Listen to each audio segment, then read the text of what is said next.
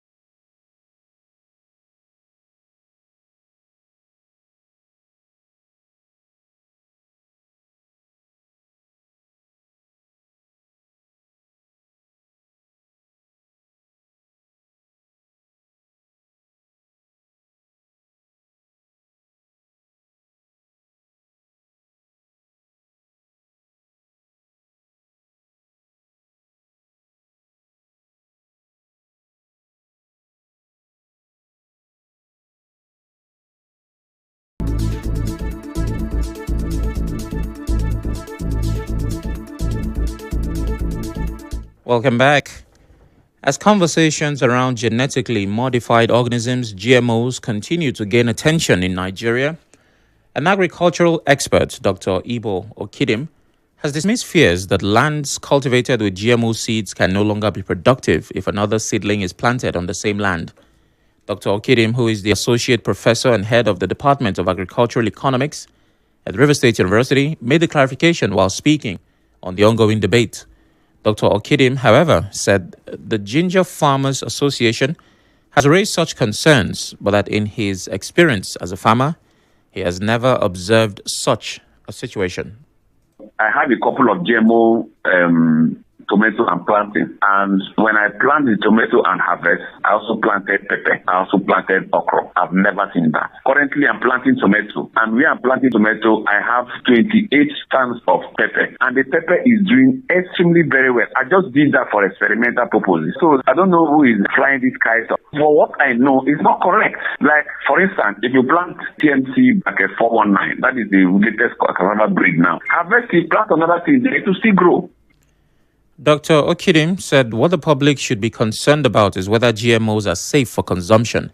He called on farmers to always go for local seedlings instead of GMO seedlings. Local orange is still good. They bear fruit, they are good. So let us continue with our local. So continuously going back to the company to buy their product is where the problem is. And our companies here, our local company, our research institutions are not doing enough to give us this cheap. This tomato that I tested is not good for human consumption. What are they waiting for? Where are our food scientists? And what I'm trying to do, I'm trying to advocate that our local seeds should be there. They're cheaper and you can recycle them. The debate on GMO seeds have continued to divide opinions across Nigeria, with farmers, policymakers, and scientists offering different perspectives on their impact on food security and the environment. The Lagos State government has begun demolition of unsafe and illegal buildings at the Trade Fair complex in Ojo. The operation was carried out jointly by the Ministry of Physical Planning, Lagos State Building Control Agency, Lagos State Urban Renewal Agency, and the Lagos State Physical Planning Permit Authority. Senior Special Assistant on New Media to Governor Babajide Sanwo-Olu, Jubril Gawat, confirmed the exercise in a post on X. He said the move was to restore order and enforce physical planning laws.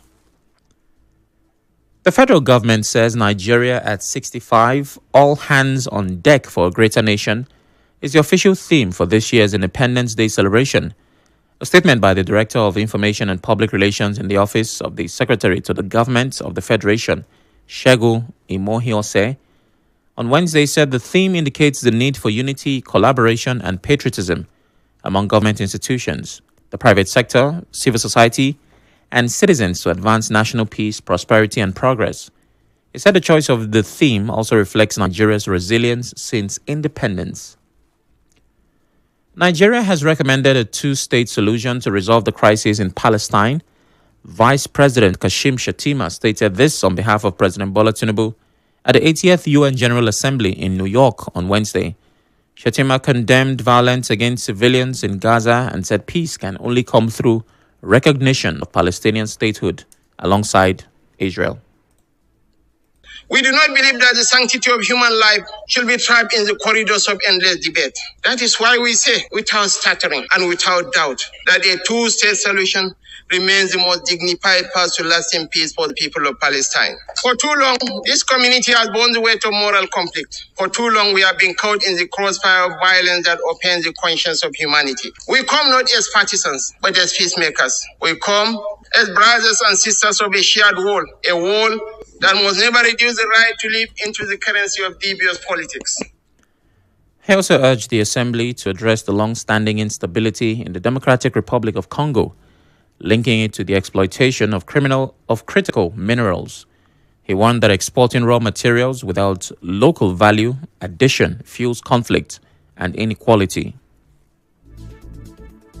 On the international scene, Palestinian President Mahmoud Abbas says he's ready to work with world leaders to implement a peace plan for Israel and the Palestinians announced by France on Monday.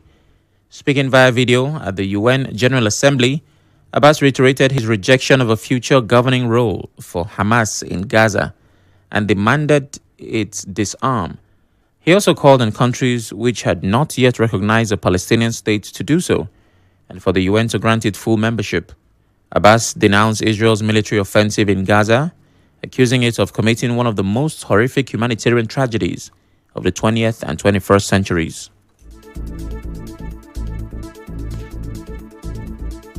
And that's the news this hour. But before we go, here's another look at the headlines. We told you that the submission of reports by Committee on Ogoni Consultation has stirred mixed reactions.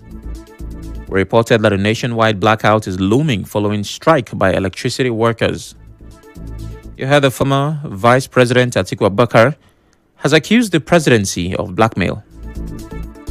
We reported that Lagos State government has commenced the demolition of illegal buildings at the Trade Fair complex.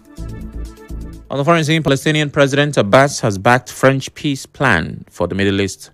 The news was edited by Onyekachi Nwosu.